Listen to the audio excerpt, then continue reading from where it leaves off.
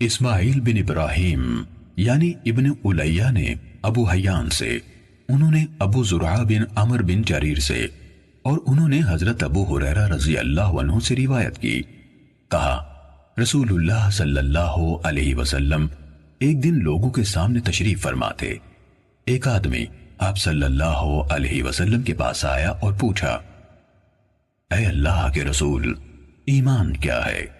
آپ نے فرمایا، تم اللہ تعالیٰ، اس کے فرشتوں، اس کی کتاب، قیامت کے روز اس سے ملاقات، اس کے سامنے حاضری اور اس کے رسولوں پر ایمان لاؤ، اور آخری بار زندہ ہو کر اٹھنے پر بھی ایمان لے آؤ۔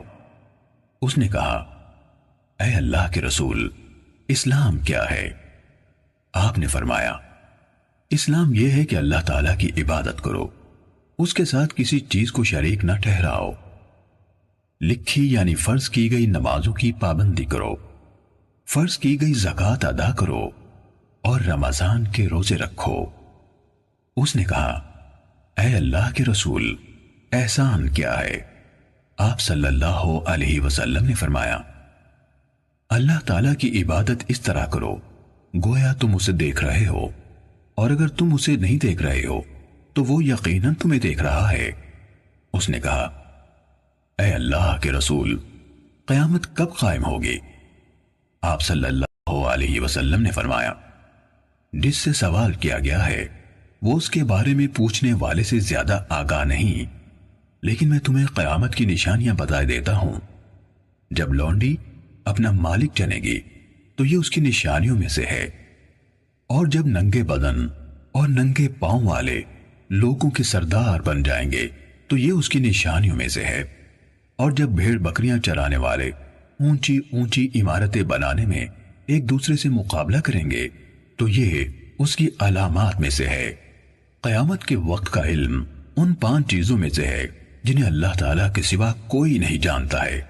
پھر آپ صلی اللہ علیہ وسلم نے یہ آیت پڑھی، بے شک اللہ تعالیٰ ہی کے پاس قیامت کا علم ہے، وہی بارش برساتا ہے، اور وہی جانتا ہے کہ ارحام یعنی ماؤں کے پیٹوں میں کیا ہے۔ کوئی زیرو نہیں جانتا کہ وہ کل کیا کرے گا، نہ کسی متنفس کو ہے کہ وہ زمین کے کس حصے میں فوت ہوگا۔ بلا شبہ اللہ تعالیٰ علم والا خبردار ہے۔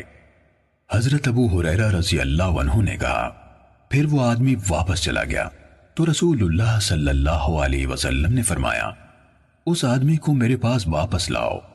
صحابہ کرام رضی اللہ عنہم اسے واپس لانے کے لیے بھاگ دوڑ کرنے لگے تو انہیں کچھ نظر نہ آیا۔ رسول اللہ صلی اللہ علیہ وسلم نے فرمایا، یہی جبرائیل علیہ السلام تھے جو لوگوں کو ان کا دین سکھانے آئے تھے۔ صحیح مسلم حدیث نمبر 97۔